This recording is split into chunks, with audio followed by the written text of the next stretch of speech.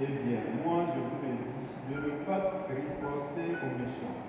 Mais si quelqu'un te gifle sur la joue droite, tends-lui encore l'autre. Et si quelqu'un veut te poursuivre en justice et prendre ta tunique, laisse-lui encore ton manteau. Et si quelqu'un te réquisitionne pour faire 1000 pas, fais-en 2000 avec merci. À qui te demande, donne. À qui veut t'emprunter, ne tourne pas le dos. Acclamons la parole de Dieu. Gloire à toi, Seigneur Jésus. Gloire à toi, Seigneur Jésus. Gloire à toi. Alléluia, alléluia,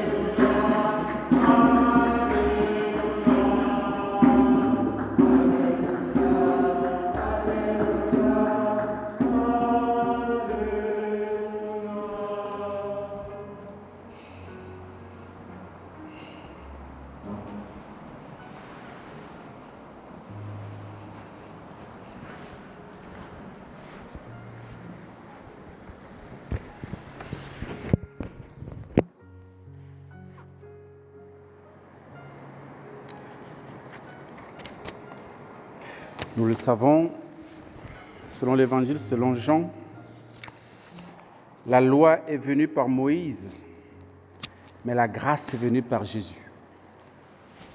En lui, nous avons grâce sur grâce. Et c'est parce qu'il est venu avec la grâce que nous sommes dans ce qu'on appelle la nouvelle alliance. La première alliance est faite à travers la loi, ce qu'on appelle le décalogue, les 10 commandements. Et la nouvelle alliance c'est une alliance faite dans l'esprit, qui s'accomplit dans le cœur. Et c'est la grâce de Dieu qui est première. Ce n'est pas d'abord l'application des lois, mais c'est la foi en Jésus qui nous permet ensuite, par la grâce de Dieu, d'accomplir parfaitement les commandements. Donc, il y a un renversement de rôle dans la nouvelle alliance. Et Jésus nous le dit clairement, comme nous l'avons entendu au début de cet évangile. Vous avez appris qu'il a été dit œil pour œil, dent pour dent. Et bien moi. Donc voilà. La nouvelle autorité, la dernière, parce tout est accompli en lui. Il est le chemin, la vérité, la vie, comme on l'a dit ici, déjà plusieurs fois en Jean 14, 6. Eh bien moi, je vous dis de ne pas riposter aux méchants. Et avant de poursuivre, je voudrais faire allusion à la première lecture que nous avons entendue, où Saint Paul, qui est extrait de la deuxième lettre de Saint Paul, apôtre aux Corinthiens, et Saint Paul nous dit: frères, en tant que coopérateurs de Dieu, nous vous exhortons encore à ne pas laisser sans effet la grâce reçue de lui. De qui? De Jésus. Jésus est venu avec la grâce. Jésus est venu nous donner la grâce. Et Saint Paul dit: ne laissez pas sans effet la grâce de Dieu. La grâce reçue de Jésus. Ça veut dire quoi? Ça veut dire par rapport à l'évangile que ne faisons pas comme si la grâce ne nous est pas donnée. Ne faisons pas comme si le Christ n'était pas venu. Ne faisons pas comme si nous sommes encore dans le premier testament. Dans le premier testament, c'était œil pour œil, dent pour dent. Mais est-ce qu'aujourd'hui, ça a changé? Si ça n'a pas changé, ça veut dire que nous sommes encore sous le régime de la loi. Nous n'avons pas encore basculé sous le régime de la grâce. Et ça veut donc dire que la grâce de Dieu en nous est sans effet. Si nous sommes encore dans la posture voilà, de œil pour œil, dent. Tu m'as insulté, moi aussi je vais t'insulter. Tu as insulté ma maman, moi aussi je vais insulter ta maman. Tu m'as maudit, moi aussi je vais te maudire. Tu as frappé mon enfant, moi aussi je vais frapper ton enfant. Si nous sommes encore dans cette logique-là, ça veut dire, frères et sœurs, que nous ne sommes pas convertis. Ça veut dire que la grâce de Dieu en nous n'a pas d'effet. C'est vraiment le critère, j'ai envie de dire, c'est le b.a.-ba, quoi. En fait, nous tous, chacun peut se positionner par rapport à ça. Où est-ce que je suis? Est-ce que je suis chrétien ou je suis un judaïsant, un juif? Parce que c'est ça, hein, la première alliance, c'est ce que Dieu a conclu avec les Juifs, avec le peuple hébreu. Et c'est œil pour œil, dent pour dent. Je suis situé où? Je suis de Jésus-Christ ou de Moïse. Et Jésus va expliquer. Si quelqu'un te gifle sur la joue droite, dans la nouvelle alliance, tu dois tendre l'autre. Vous allez, je suis sûr que vous allez en train de me dire que mais Jésus là, vous pensez que lui-même il est normal? C'est ce que vous êtes en train de vous dire. Je suis convaincu. Que qui a déjà fait ça? Hein? Si quelqu'un te gifle sur la joue droite, tends-lui l'autre. Ce qui était impossible, impensable dans la loi mosaïque, évidemment. Mais Jésus dit, sous mon régime, si vous êtes mes disciples, si vous vivez la grâce que je vous donne dans le Saint-Esprit, vous devez vous comporter comme ça. C'est pas fini, hein? Si quelqu'un veut te poursuivre en justice pour prendre ta tunique, laisse-lui encore le deuxième, ton manteau. Dis-lui, ne prends pas seulement la tunique, prends aussi le manteau.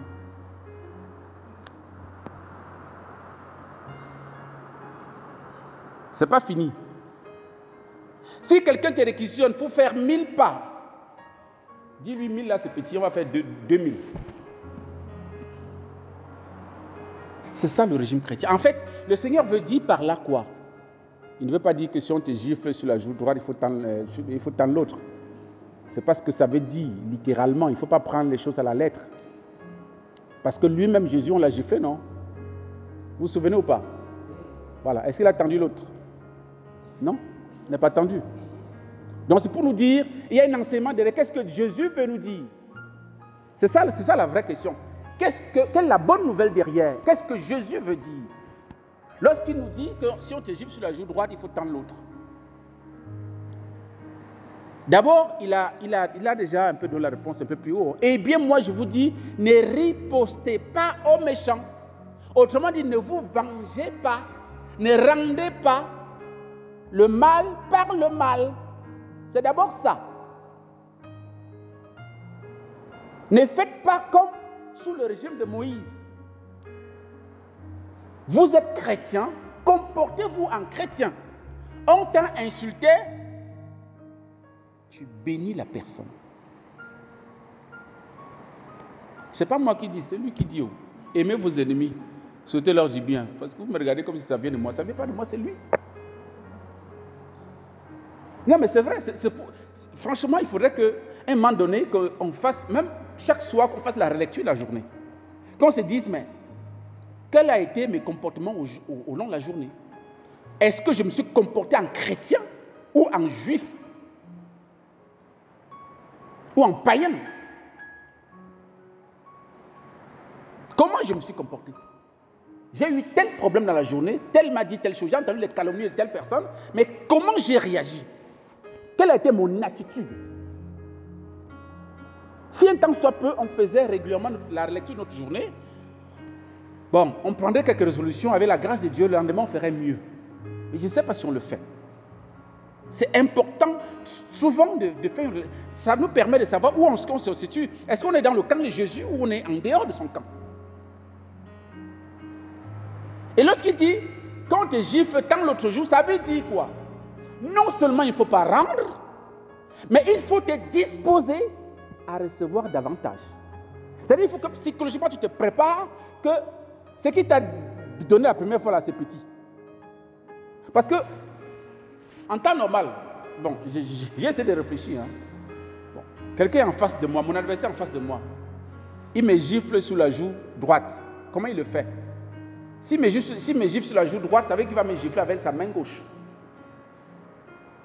C'est ça, non? Si on est face à face. Il va me gifler avec sa main gauche sur ma joue droite. En fait, c'est une caresse. La main droite, la main gauche, on sait que c'est la main faible. Donc elle ne frappe pas fort. Donc si quelqu'un me gifle sur la joue droite, c'est plutôt même une caresse. Sauf s'il est gaucher. Sauf s'il est gaucher, mais on sait que les gauchers ne sont pas majoritaires. Donc, en temps normal, quelqu'un en face de toi te gifle, il te gifle avec la main gauche. Donc, c'est pas fort. Maintenant, le Seigneur dit, tends l'autre.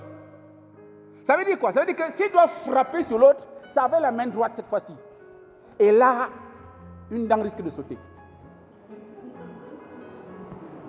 Et donc, ça veut dire quoi finalement? Ça veut dire que si on t'a giflé sur la joue droite, avec la main gauche, ce qui est moins fort si vous voulez, attends-toi, le pire peut arriver. Et le pire, c'est la main droite. Quand il va t'asséner, là tu vas comprendre. Donc pour dire, ce qu'on t'a fait comme mal aujourd'hui, demain ça pourrait être double, ça pourrait être pire. Même quand ce sera pire, souviens-toi que tu ne dois pas riposter. Ça va jusque-là, frères et sœurs. C'est ça le régime de la grâce. Et c'est le régime des forts. Selon le Christ, selon le royaume de Dieu. Parce que selon le monde, on te gifle. Tu ne rentres pas. On va dire, mais mon ami, tu es quel garçon? Tu es fille ou bien tu es garçon? On va te faire comprendre que tu es le plus nul de tous les garçons qu'on connaisse. On va t'insulter, Mais c'est pas possible. Tu es un garçon ou bien tu n'es pas un garçon. On te gifle, tu ne rentres pas. Tu te prends pour tu es trop faible comme ça. Mais c'est parce que tu es fort que tu ne rends pas le mal par le mal. Fort de la grâce de Dieu. Pas fort parce que, pas fort selon le monde. Non. Selon le monde, tu es faible, évidemment. Jésus, Pierre a voulu le défendre. Il a sorti l'épée. Quand on va finir avec vous ici. Il a coupé l'oreille d'abord pour commencer. Jésus a dit, mon ami, je te calme, garde ton truc dans le fourreau. Il a guéri le gars instantanément devant Pierre. Pierre a compris qu'ici, là, c'est foutu. Avec lui, là, c'est pas possible. Et Jésus dit, mais tu penses que je ne suis pas capable de me défendre? Il suffit que je fasse un clin d'œil à mon Père, il va envoyer une légion d'anges.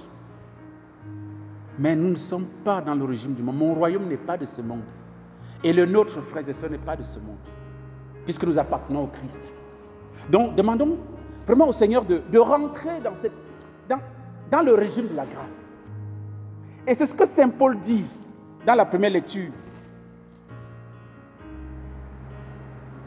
Il dit, l'arme, on les taxe ils traversent, n'est-ce pas, les difficultés, les coups, les prisons, les émeutes et tout. Ils gardent la sincérité de l'amour. Ils ne changent pas leur amour à l'égard de ceux qui les persécutent. Ils ne changent pas. Il va poursuivre un peu plus bas. Il dit, l'arme qu'ils utilisent, que lui il utilise pour combattre, c'est l'arme de la justice. Et lorsqu'on parle de la justice, voilà. Il dit, nous nous présentons avec les armes de la justice pour l'attaque et la défense, dans la gloire et le mépris, dans la mauvaise et la bonne réputation. On nous traite d'imposteurs, nous disons la vérité, etc. Donc, quel que soit, si on nous calomnie, si on nous loue, ce n'est pas notre problème. Notre arme, c'est l'arme de la justice. Et la justice, c'est quoi? C'est la volonté de Dieu. La volonté de Dieu, c'est l'amour. C'est notre arme fatale, c'est l'amour, frères et sœurs. Nous devons répondre à la haine, à l'injure, aux calomnies par l'amour, aux médisances par la charité. C'est facile d'en parler, c'est vrai, difficile à vivre.